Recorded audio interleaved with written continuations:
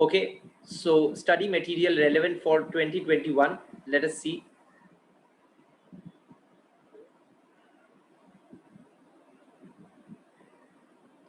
All right. So there are 6 units in Indian Contract Act, out of which Unit 1 को मैं आज थोड़ा sum up कर रहा हूँ. Okay. आप लोग बाकी क्लासेस नेक्स्ट वीक तक देखिए. नेक्स्ट वीक और एक सेशन रखेंगे और उसका नेक्स्ट वीक भी और एक सेशन रखेंगे. इंडियन कॉन्ट्रैक्ट एक्ट का और 2 सेशन कराएंगे. उसमें इंडियन कॉन्ट्रैक्ट एक्ट मेकअप हो जाएगा. उसके बाद अदर एक्ट्स का एक एक्ट का एक सेशन काफ़ी होगा. इंडियन कॉन्ट्रैक्ट एक्ट बड़ा है, नया है, तो अलग से इतना मर्यादा देख के मैं अलग से करा रहा हूँ. Okay sir. तो नेचर ऑफ कॉन्ट्रैक्ट्स अगर टॉपिक है, नेचर ऑफ कॉन्ट्रैक्ट्स अगर टॉपिक है, इस यूनिट 1 में क्या क्या कवरेज है आपने बताया सर. हाँ, मैंने बता दिया. एक बार बुक से फ्लो में देख लेते हैं जाके, आप लोग को कॉन्फिडेंस लगे. इनिशियल सेशंस को इसलिए स्लो और थोड़ा सा हैंड होल्डिंग कर रहा हूँ, और ऑफ कोर्स घर में डीटीएच का तो पूरा मजा है ही. Just a moment.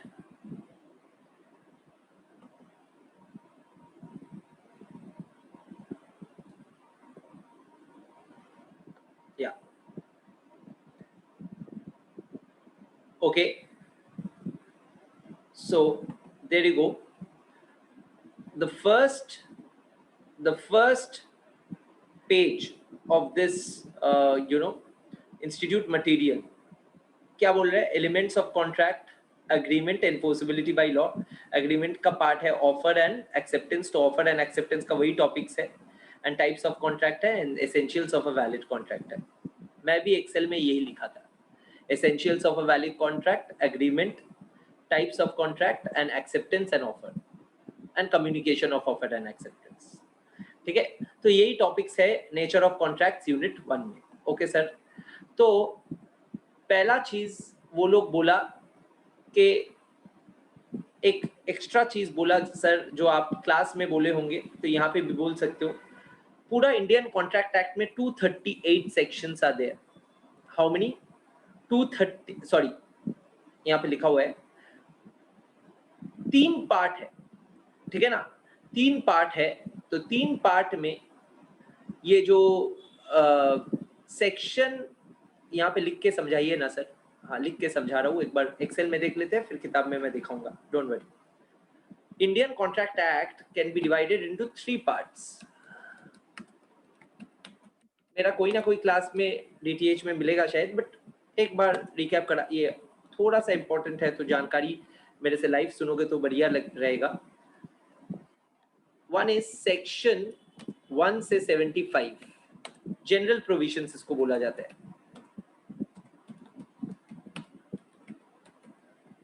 ये पार्ट जो है, यही तुम्हारा फाउंडेशन का सिलेबस में है. This is the part which is there in foundation syllabus.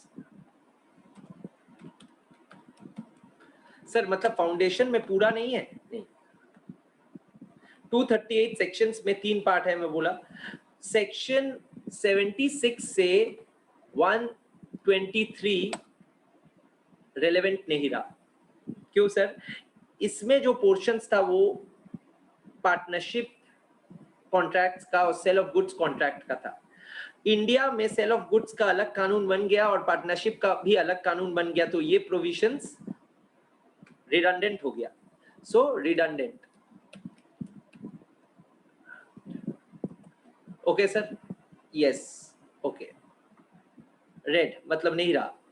और सेक्शन 124 से 238 जो सेक्शंस है, this is part of CA inter. CA inter में पढ़ाया जाएगा. क्लियर है सर? आप क्लासेस लेते हो? हाँ बिल्कुल. ठीक है.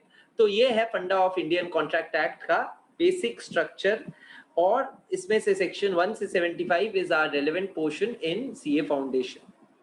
और ये बहुत तगड़ा होने से ना आपका सारा लॉ आसान हो जाता है, इसीलिए ये पहला एक्ट होना चाहिए लॉजिकल. Okay sir. सर अभी बताइए, ये यहाँ पे यही लिखा है? हाँ, अंदर में यही लिखा है बेटा, तो मैं बोल दिया. सर इंडियन कॉन्ट्रैक्ट एक्ट क्या पहले कश्मीर में अप्लाई नहीं करता था, होल ऑफ इंडिया में अप्लाई करता था? हाँ, अभी कश्मीर में भी अप्लाई करता है, ठीक है। ओके सर ये तो ट्रिविया था। ट्रिविया के बाद मेन पढ़ाई क्या है, यही है, व्हाट इज अ कॉन्ट्रैक्ट। देखो सेक्शन 2H, ठीक है, एग्रीमेंट एनफोर्सेबल बाय लॉ। तो दो पार्ट है, एग्रीमेंट होना चाहिए और एनफोर्सेबिलिटी बाय लॉ होना चाहिए। एग्रीमेंट सेक्शन 2E, मैं बोला ना, promise and every set of promises forming consideration for each other, ठीक है। फिर प्रॉमिस क्या है ये भी बोल दिया, 2B। अच्छा सर, फिर एनफोर्सेबिलिटी बाय लॉ, मैं बोला ना लीगल ऑब्लिगेशन क्रिएट करना होता है enforceability by law. Okay sir example वही सब दिया आपने जो कहा। हाँ अच्छा, एग्रीमेंट एंड कॉन्ट्रैक्ट में फिर फर्क हो गया ना। हाँ, all agreements are not contract but all contracts are agreement. पहला एग्रीमेंट मतलब सिर्फ ऑफर प्लस एक्सेप्टेंस, कॉन्ट्रैक्ट मतलब offer plus acceptance plus enforceability by law. Legal obligation किस में है, एग्रीमेंट में नहीं है बट कॉन्ट्रैक्ट में रहेगा, यही है। अच्छा sir, essentials of a valid contract, ये थोड़ा समझाइए। आपका किताब में थोड़ा सा अलग से दिया हुआ है, इंस्टीट्यूट का किताब में अलग से दिया हुआ है, ये भी किसी का क्वेरी था तो मैं एड्रेस करते हुए बढ़ रहा हूँ। देखो, essentials of a valid contract दोनों किताब में ही एक है बेटा, तुम देख नहीं पा रहे हो शायद, सजाया हुआ अलग से है। मैं बोला ना, इंस्टीट्यूट में बोल रहा है ये सेक्शन 10, मेरा किताब में भी सेक्शन 10 किया गया है, बट इंस्टीट्यूट में अलग से बोल दिया कि essentials of a valid contract, section 10 क्या क्या एसेंशियल बोल रहा है, और सेक्शन 10 को ना भी अगर पढ़े तो भी बाकी एसेंशियल्स भी क्या होना चाहिए। और मेरा किताब में दोनों एसेंशियल्स को ही साथ में दिया हुआ है, सेक्शन 10 जिक्र किया हुआ है, फर्क नहीं पड़ता। अब समझ में आया? Okay sir. और कुछ कुछ पॉइंट्स क्लब कर दिया गया तो इसीलिए नंबर ऑफ पॉइंट्स शायद 11 नहीं है, 8 है। क्लियर है? अच्छा सर, अब थोड़ा समझ में आया। हाँ, एकदम टेंशन मत लेना। तो सर, क्या क्या एसेंशियल्स एक वैलिड कॉन्ट्रैक्ट, यानी कि कॉन्ट्रैक्ट को लीगली वैलिड होने के लिए क्या क्या एसेंशियल एलिमेंट उसमें होना चाहिए वो बताइए। बिल्कुल, एग्रीमेंट होना पड़ेगा पहला, ठीक है। सेक्शन 10 क्या बोल रहा है, एग्रीमेंट होना पड़ेगा। कॉन्ट्रैक्ट होने के लिए प्री रिक्विजिट क्या है, एक agreement, offer and acceptance, a valid offer and a valid acceptance. And जो पार्टीज एक्सेप्ट कर रहे हैं वो लोग को बंदूक सर पे रख के अगर तुम एक्सेप्ट करा रहे हो तो वो वैलिड नहीं। तो कंसेंट कैसे आना चाहिए, फ्रीली या फोर्सेबली? फ्रीली, इसलिए फ्री कंसेंट का बात बोला गया है। पार्टीज जो एंटर कर रहे हैं वो लोग क्या कॉन्ट्रैक्ट करने लायक है, यानी कि लीगली क्या मेजर है, साउंड माइंड का है, फ्री पर्सन्स है, वो सब competency of the parties. Consideration रहना चाहिए सर, कंसीडरेशन मतलब बदले में कुछ, मैं अगर तुम्हारे लिए कुछ कर रहा हूं तो बदले में मेरे को भी कुछ मिलेगा, तो हम लोग कॉन्ट्रैक्ट में एंटर कर रहे हैं। तो कंसीडरेशन होना चाहिए, और वो कंसीडरेशन सिर्फ कंसीडरेशन होने से नहीं होगा, लॉफुल कंसीडरेशन होना पड़ेगा। और object of the contract shell also be legal. तो these are the essentials of a valid contract as per section 10 of this act. But section 10 को अगर ना भी पढ़ो, कुछ एसेंशियल्स तो ऐसे भी होता है नॉर्मल लॉ का समझ से। कैसे? क्या खुद के साथ खुद कॉन्ट्रैक्ट कर पाओगे या मिनिमम 2 पार्टी चाहिए? Minimum 2 parties. तो देखो, not given, sorry for the glitch. So like I was saying that section 10 के तहत कुछ कुछ एसेंशियल्स बोला गया है, और कुछ एसेंशियल्स हम लोग सेक्शन 10 का बिना भी समझ सकते हैं, सेक्शन 10 के बिना भी समझ सकते हैं। जैसे कि कोई भी कॉन्ट्रैक्ट में नंबर ऑफ पार्टीज मिनिमम कितना होना चाहिए? 2। So minimum 2 parties, and the parties shall intend to create a legal relationship. ठीक है, पार्टीज का इंटेंशन है कि लीगल रिलेशनशिप में एंटर करे जहां से लीगल ऑब्लिगेशन क्रिएट होगा। Fulfilment of the legal formalities, meaning of the contract certain होना चाहिए, वेग नहीं होना चाहिए, परफॉर्मेंस भी पॉसिबल होना चाहिए। सारा एग्जाम्पल क्लास में कराया हुआ है। So I am not redoing, I am just reviewing. ठीक है, सो फॉर दिस सेशन अगर कोई यहाँ पे बैठे हो जो नहीं क्लास करके यूनिट 1 का बैठे हो, उनको थोड़ा लगेगा कि ये सब का मतलब क्या है, बट जो लोग क्लास करके बैठे वो लोग को ये कंप्लेन नहीं होना चाहिए। और ये सेशन अटेंड करने, बीच में बोल रहा हूँ इसलिए, ये सेशन अटेंड करने से पहले जो मैं नेक्स्ट वीक कराऊंगा उसके, या नेक्स्ट वीक का और एक वीक दे दिया, तो वैसे करके सारा चीज करके ये सेशंस, लाइव सेशंस अटेंड करने से फायदा है, और उससे क्लास भी घर में होते रहेगा, इसीलिए तो ये तरीका किया। Okay, please from next week people who could not study do the classes, finish the online classes for the topics which I'll discuss and then attend. All right, so these are the essentials of a valid contract. Now यही सबको अलग से दिया हुआ है। Sir law में case law क्या होता है, एक जन का क्वेरी था, और केस लॉ क्या लिखना पड़ेगा, कैसे लिखना पड़ेगा वो बताइए। क्वेरी था तो मैं एड्रेस कर रहा हूं। Case law, the study of law, अगर कोई मेरे को पूछे लॉ कैसे पढ़ना चाहिए, लॉ में we study three things. In law you can write also, we study three things majorly. क्या क्या? Number one is the act. Act, parliament में जो कानून लिखा गया है, जो पास हुआ है, कानून बना है, जो बिल से कानून बनता है, तो ये एक्ट को पहले हम लोग पढ़ते हैं, पार्लियामेंट क्या लिखा है। फिर एक्ट के साथ कानून को मैनेज करने के लिए रूल्स बनाता है एडमिनिस्ट्रेशन, तो एडमिनिस्ट्रेशन या मिनिस्ट्री का रूल्स भी पढ़ते हैं। एक्ट एंड रूल्स दोनों ही लॉ का पार्ट है। एंड तीसरा चीज जो लॉ को इंटरप्रेट करने के लिए सहायता करता है वो है केस लॉज, जिसको हम लोग बोलते हैं जजमेंट्स, कोर्ट का जजमेंट, ठीक है ना। और ये केस लॉज भी कानून का पार्ट बन जाता है। सुप्रीम कोर्ट अगर कोई मैटर में लॉ को एक तरीके से इंटरप्रेट किया तो वो इंटरप्रिटेशन बहुत इंपॉर्टेंट है, बिकॉज वैसे ही हम लोग, बाकी लोग वो मान के चलेगा, ठीक है। तो ये तीन चीज में केस लॉ का बात बोल रहा था। केस लॉ में बहुत सारा एग्जांपल्स में मिलेगा, जैसे कि देखो ये बैल्फोर वर्सेस बैल्फोर, ये मैं क्लास में भी डिस्कस किया। तो केस लॉ का नाम अगर तुम याद रख पाते हो, और तुमको क्वेश्चन पेपर में सीए फाउंडेशन में सवाल कुछ ऐसे दिया कि ये एग्जाम्पल में जैसा सवाल दे दिया, तो ये एग्जाम्पल का फैक्ट सी तो बैल्फोर वर्सेस बैल्फोर जो मैं क्लास में, डीटीएच वाला क्लास में, रिकॉर्डेड क्लास में समझाया हुआ है। तुमको जैसे ही सवाल में लगा अच्छा ये बैल्फोर वर्सेस बैल्फोर का सवाल है, तो तुम जब लिखोगे अपना आंसर तो मेंशन कर देना कि as the facts of the case are similar to the judicial decision, or the facts are same as in the case of Balfour versus Balfour, ये मेंशन कर देने से मार्क्स क्या ज्यादा मिलेगा?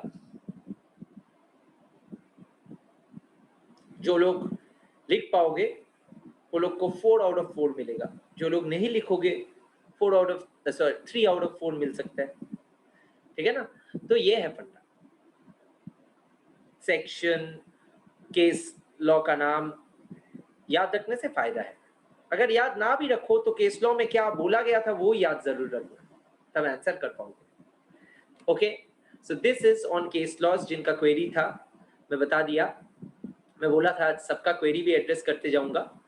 ओके सर, तो essentials of a valid contract, यहाँ पे पूरा सेक्शन 10 एंड सेक्शन 10 के बिना भी जो एसेंशियल्स है सारा लिखा हुआ है। हाँ ओके, तो सर अभी बताइए इसके बाद क्या टॉपिक है। इसके बाद टॉपिक मैं बोला था टाइप्स ऑफ कॉन्ट्रैक्ट क्या क्या हो सकते हैं।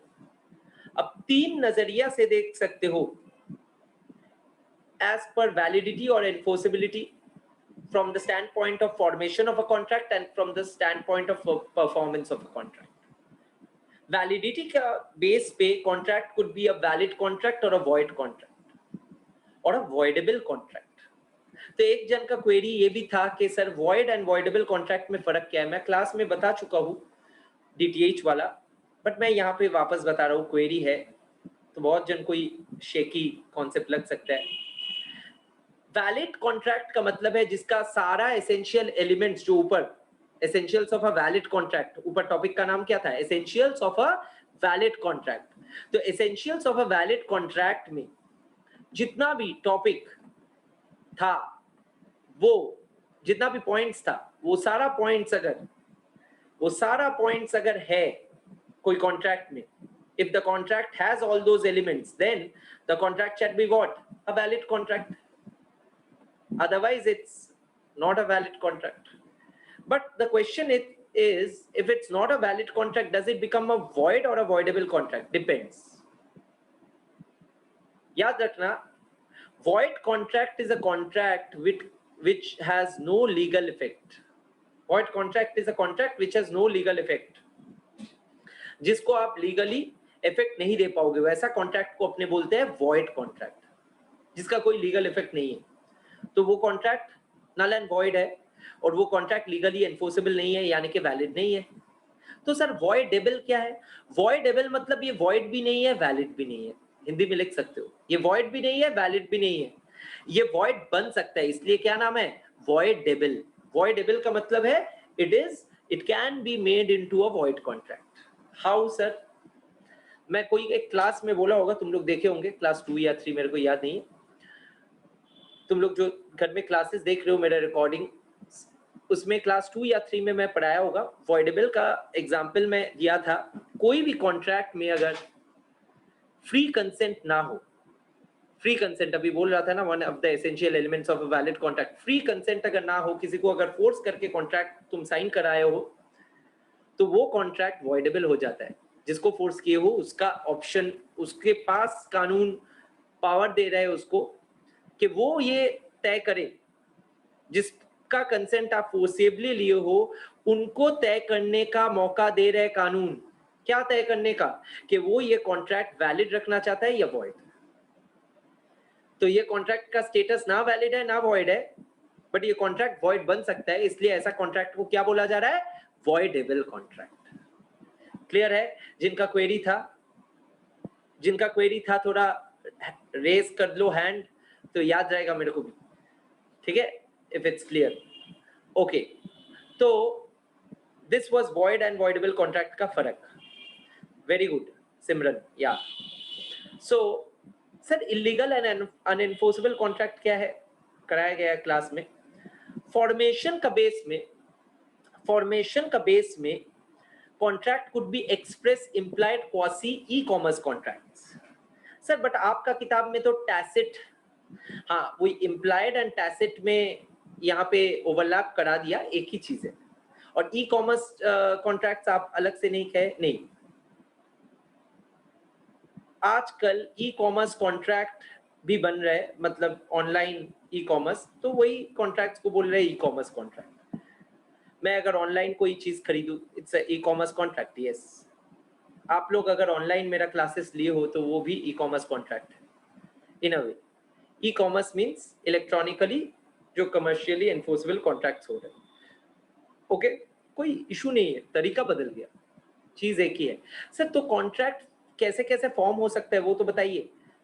वर्बल होना पड़ेगा हमेशा? नहीं, कॉन्ट्रैक्ट या एग्रीमेंट कैसे भी हो सकता है। इट मे और may not be in writing, it may be expressed and not even expressed through words, यानी कि आंखों ही आंखों में इशारा हो गया वैसा कॉन्ट्रैक्ट भी हो सकता है।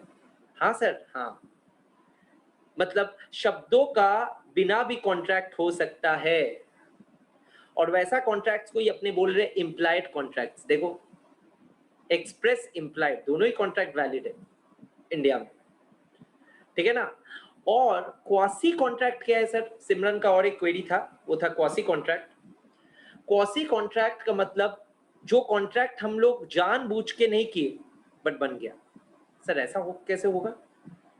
हाँ, मैं सपोज करो उबर में जा रहा हूँ, उबर कैब बुक किया, गाड़ी नहीं है, उबर बुक किया, तो उबर में उठ के देखा किसी का बटुआ पड़ा हुआ है,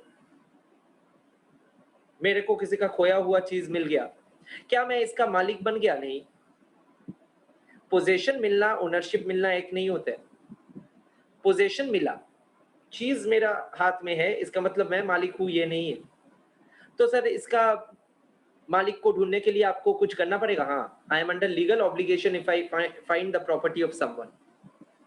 Legal obligation to do what, sir? Legal obligation arises the moment I get possession of someone else's property. Sir, what is the legal obligation which arises? The legal obligation which arises, the responsibility which a finder of lost goods gets is to restore the goods to the true owner, to find the true owner and to keep the goods safely as if it's his own property till he finds the true owner. और ये responsibility मैं क्या contract करके ले आया consciously, या automatically ये responsibility खड़ा हो गया, ऑटोमेटिकली खड़ा हो गया? तो ऐसा कॉन्ट्रैक्ट को अपने बोलते हैं क्वासी कॉन्ट्रैक्ट। क्लियर है? तो this is quasi contract, a contract not consciously made but legally it arises on its own. Okay, so sir, और ये based on performance contract could be executed, जो हो गया जिसका परफॉर्मेंस, और जिसका परफॉर्मेंस बाकी है वो executed, unilateral and bilateral. Okay, so this was types of contract. Sir voidable and void का डिफरेंस है। हाँ, अच्छा देखो, मैं बोला था ना इम्प्लाइड में एक तरह का कॉन्ट्रैक्ट को टैसिट कॉन्ट्रैक्ट्स बोला जाता है। टैसिट का मतलब क्या है? साइलेंट। और एक पर्टिकुलर तरीका, जो तरीके से कॉन्ट्रैक्ट हो जाएगा, और ये तरीका तुमको पहले से पता है, एटीएम में पैसा उठाना टैसिट है। बैंक तुमको कार्ड देके रख दिया, बोल दिया इस तरीके से ही लो, ये तरीका तुमको पता है। ऑक्शन हाउस में हथौड़ा मार के ऑक्शन सेल, टैसिट कॉन्ट्रैक्ट। तो tacit contract is a part of implied contract, without words हो रहे, बट एक पर्टिकुलर तरीके से हो रहे, इसलिए इसका नाम है टैसिट। क्लियर है? ओके सर, ये सब इंपॉर्टेंट था, आप बोल दिए। हाँ, अब देखो, अब इसके बाद बोला गया है ऑफर क्या है, और ऑफर में रूल्स ऑफ ऑफर में पढ़ाया हुआ है, यूनिट 1 अच्छे से करना। और रूल्स ऑफ ऑफर के बाद एक बहुत अच्छा चीज कराया गया है, वो है टाइप्स ऑफ ऑफर। 5 तरह का होता है। जनरल ऑफर जो हर किसी को दे रहे हो, स्पेशल ऑफर कोई एक पर्टिकुलर ग्रुप या पर्टिकुलर पर्सन को दे रहे हो, काउंटर ऑफर एक ऑफर तुमने किया, बदले में तुमको रिवाइज टर्म्स ऑफर का मिला, तो ये काउंटर ऑफर मिल गया, बदले में ऑफर मिला। क्रॉस ऑफर मतलब दो सिमिलर ऑफर एक साथ, दो अलग पार्टी मतलब एक साथ दे रहे, तो offer plus offer is not a contract. Cross offer, एक ऑफर दूसरा ऑफर को काट दिया। ठीक है। स्टैंडिंग ऑफर मींस लंबा समय के लिए जो ऑफर रहेगा। ओके। जनरल ऑफर में एक बहुत अच्छा केस लॉ था, Carlill versus Carbolic Smoke Ball Company. Alright, फिर सर क्या पढ़ाए थे? Rules of offer. और रूल्स ऑफ ऑफर के बाद invitation to offer and offer में फर्क।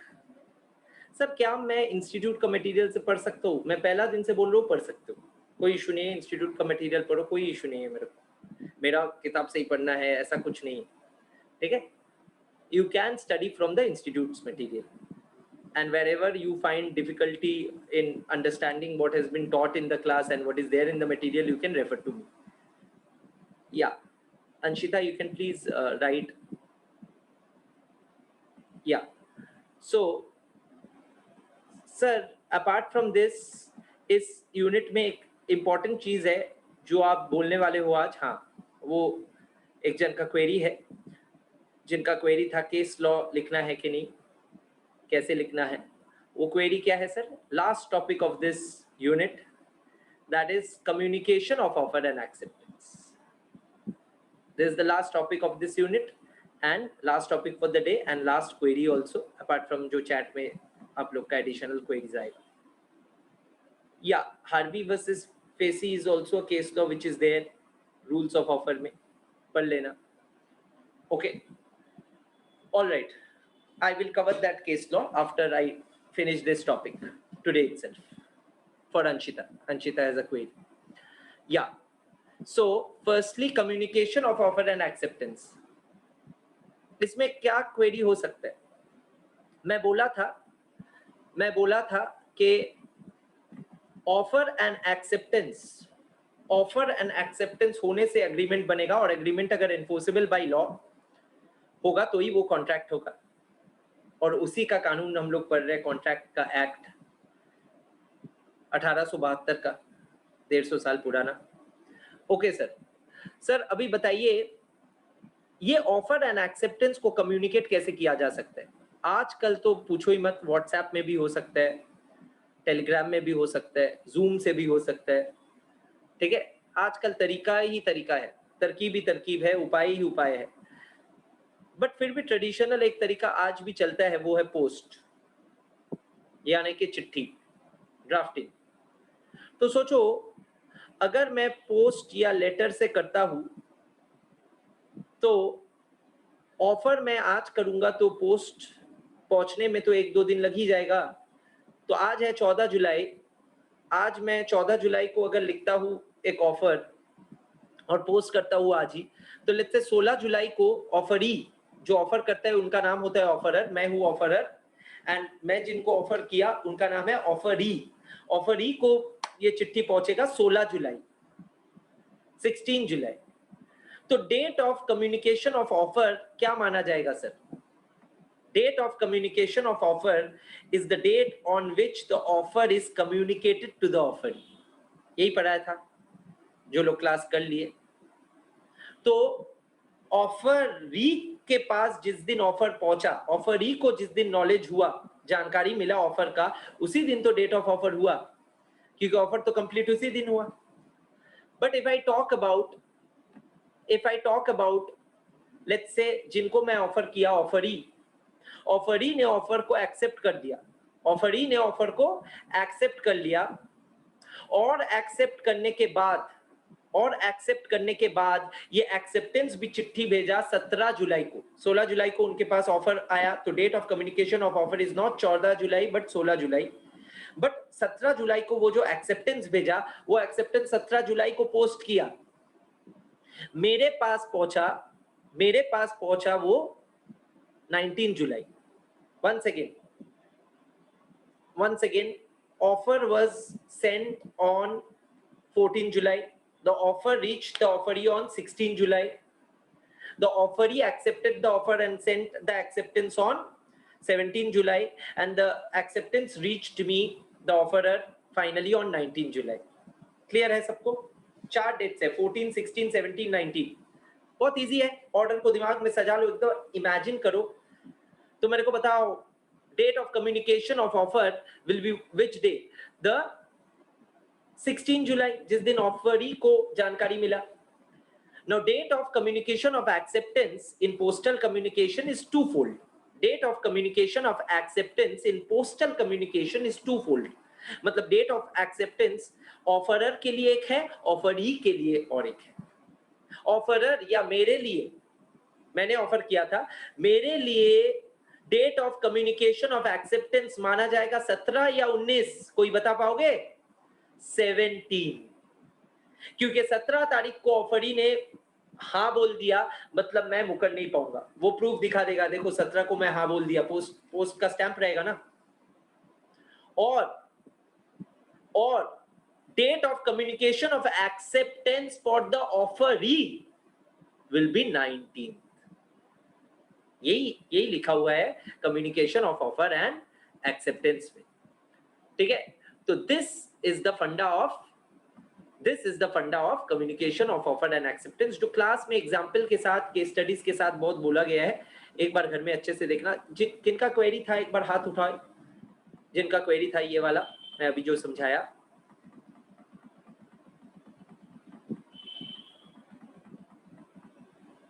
भाई हाथ तो उठाओ, क्वेरी करते हो।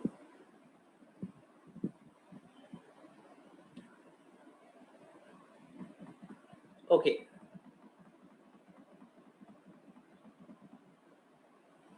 all right, so I'm going to a query by Anshita. She has asked Harvey versus Facey एक केस लॉ है सर, जो इंपॉर्टेंट है और अच्छा है। वो ऊपर में रूल्स ऑफ ऑफर में था। अब सारा केस लॉ ऑफ कोर्स दुनिया में हजारों सैकड़ों केस लॉ है, सारा करने का दरकार नहीं है, जो रिलेवेंट है मैं करा दिया। हार्वी वर्सेस पेसी क्या वर्दी है? हाँ, क्वेरी है तो वर्दी है, और ऐसे भी अच्छा ही है। सुन लो, लैंडमार्क जजमेंट सी है ये सारा। ओके सर, कहाँ है हार्वी वर्सेस फेसी? एक second,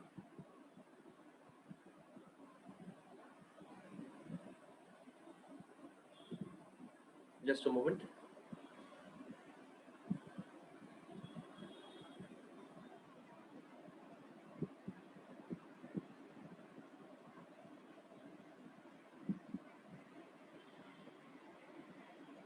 there you go, Harvey versus Facey ऊपर में डिस्कस्ड है केस लॉ, मैं थोड़ा सा बोल दे रहा हूं।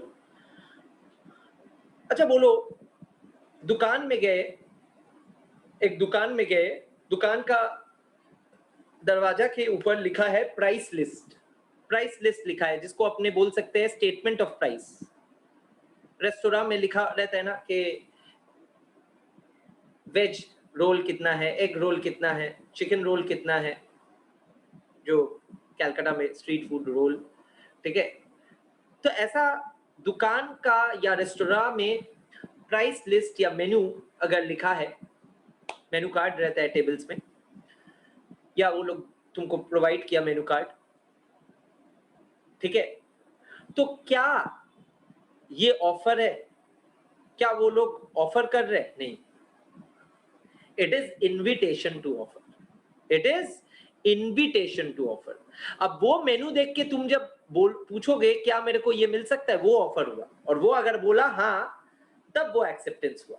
बात समझे? So mere statement of price is not offer, it is invitation to offer. Advertisement जैसा है कि भाई तुम ऑफर करो, क्या चाहिए तुमको, ये प्राइस में मिल सकता है।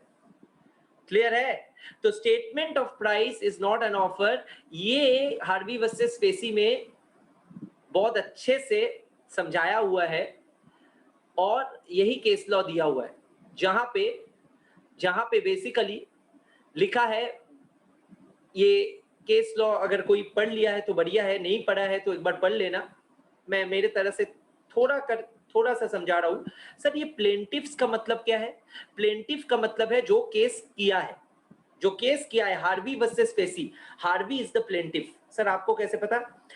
मैं पढ़ा हूं इसलिए। और केस का ऑर्डर में हमेशा पहला नाम जो केस करता है उनका रहता है। तो हार्वी वर्सेस फेसी में केस हार्वी किया होगा, और फेसी को क्या बोला जाएगा? डिफेंडेंट, ठीक है। अच्छा सर, सर अभी इस केस में हुआ क्या था? प्रीवी काउंसिल क्या है सर? प्रीवी काउंसिल कोर्ट है उन लोग का, ब्रिटिश, ठीक है। सर इंडियन कॉन्ट्रैक्ट एक्ट क्या ब्रिटिश कानून है? हाँ, तब तो ब्रिटिश लोग ही थे शासक, रूलर वो लोग ही थे, तो तब वो लोग का कानून के तरह ही हम लोग का कानून था। तो सर प्रीवी काउंसिल बहुत अच्छे से एक्सप्लेन किया offer and invitation to offer, अभी जो मैं बोला। In the given case plaintiffs ने टेलीग्राम से डिफेंडेंट्स को दो चीज पूछा था। डिफेंडेंट्स को मतलब फेसी को हार्वी ने दो चीज पूछा था एक टेलीग्राम से। क्या सर? Will you sell us Bumper Hall Pen and telegraph lowest cash price? तो डिफेंडेंट ने रिप्लाई किया lowest price for Bumper Hall Pen is 900 pound. Plaintiff और एक टेलीग्राम भेजा, वो लोग लिखा we agreed to buy Bumper Hall Pen at 900 pound, ठीक है। अब डिफेंडेंट ने मना कर दिया बेचने से, डिफेंडेंट ने बोला नहीं बेचेंगे। तब प्लेंटिफ ने केस कर दिया कि बोला कि हम लोग ऑफर किया था, वो लोग बोला 900 पाउंड में बेचेगा, फिर 900 पाउंड में नहीं बेचे, कैसे? यही था केस। प्रीवी काउंसिल बोला कि भाई प्लेंटिफ हार्वी, तुमने तो सवाल पूछा था कि क्या तुम बेचोगे, और टेलीग्राफ करो लोएस्ट कैश प्राइस। फेसी ने तो सिर्फ लोएस्ट कैश प्राइस बोला, थोड़ी ना बोला तुमको बेचेगा कि नहीं। आसान है, ऐसे आंसर किया। बोला तुम्हारा ऑफर नहीं था, इनविटेशन टू ऑफर था, ठीक है। ये ऑफर नहीं है, ऑफर में सिर्फ सवाल करने से ही ऑफर नहीं होता है, ऑफर का आंसर भी एक्सेप्टेंस होना चाहिए। ये एक्सेप्टेंस नहीं है, ये तो तुम्हारा दूसरा सवाल का आंसर वो भेजा, लोएस्ट प्राइस क्या है, इसका मतलब वो तुमको उसमें बेचेगा ऐसा नहीं बोला कहीं। क्लियर है? तो यही था Harvey versus Facey. Now let me quickly come to another query जो आज का क्लास में ही आ गया। वो है सर इलीगल कॉन्ट्रैक्ट क्या है? ये सवाल है Anshit, sorry, this question is from Srishti, या सृष्टि, हाय। सो सृष्टि का ये सवाल है कि इलीगल कॉन्ट्रैक्ट क्या है। तो मैं टाइप्स ऑफ कॉन्ट्रैक्ट में मैं बोला था कि बेस्ड ऑन वैलिडिटी, और दो कॉन्ट्रैक्ट होता है, इलीगल एंड अनएनफोर्सेबल। क्लास में पढ़ाया हुआ है बट फिर भी कंफ्यूजन हो सकता है, तो मैं बोल दे रहा हूं, ध्यान से सुनना।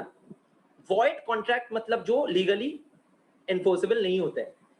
All illegal contracts are void but all void are not illegal. ठीक है, सपोज कीजिए आज अगर कोई किसी क्राइम का कॉन्ट्रैक्ट हो रहा है कहीं पे, गुंडा को कोई सुपारी दे दिया, सर ये लैंग्वेज, हाँ हिंदी सिनेमा में देखते हो ना, सुपारी, कॉन्ट्रैक्ट किलर। ठीक है, तो सुपारी कोई कॉन्ट्रैक्ट दिया किसी को मारने के लिए, कॉन्ट्रैक्ट किलर को, तो ये क्या सर लीगल कॉन्ट्रैक्ट है? नहीं, वॉइड तो है ही, और वॉइड के साथ साथ इलीगल भी है। तो all void are not illegal but all illegal are void. जिसका ऑब्जेक्ट इलीगल है वैसा कॉन्ट्रैक्ट को इलीगल बोला जा रहा है। क्लियर है? ओके, सर यही है इलीगल एंड वॉइड। हाँ, okay, now just I need 20 more seconds or 30 more seconds or a minute max. Let me sum up and conclude today's session. I hope it has been a good session where I could interact with a few of you जिन लोग का query था सबका address कर पाया। From my side it's a recommendation कि class करके आइए, मतलब DTH का क्लास जो पोर्शन, जैसे कॉन्ट्रैक्ट एक्ट का यूनिट 1 नेक्स्ट वीक तक सबका खत्म हो जाना चाहिए, और अगला 2 यूनिट या 3 यूनिट भी पढ़ लीजिए, और उसके बाद यूनिट 4 तक करने के बाद अगला हफ्ता या उसका नेक्स्ट वीक मैं बोल दूंगा अपने नेक्स्ट सेशन करेंगे, जहाँ पे बाकी क्वेरीज और बाकी चीज मैं थोड़ा फ्लो में दिखा पाऊँ। ठीक है, तो यूनिट 2, 3, 4 तक कवर करके रखिए। Thank you for attending today's session. It's been a pleasure, interacting with you all. Please get in touch for more queries personally through WhatsApp and Telegram. Keep on studying. Thank you. Bye. Bye, guys.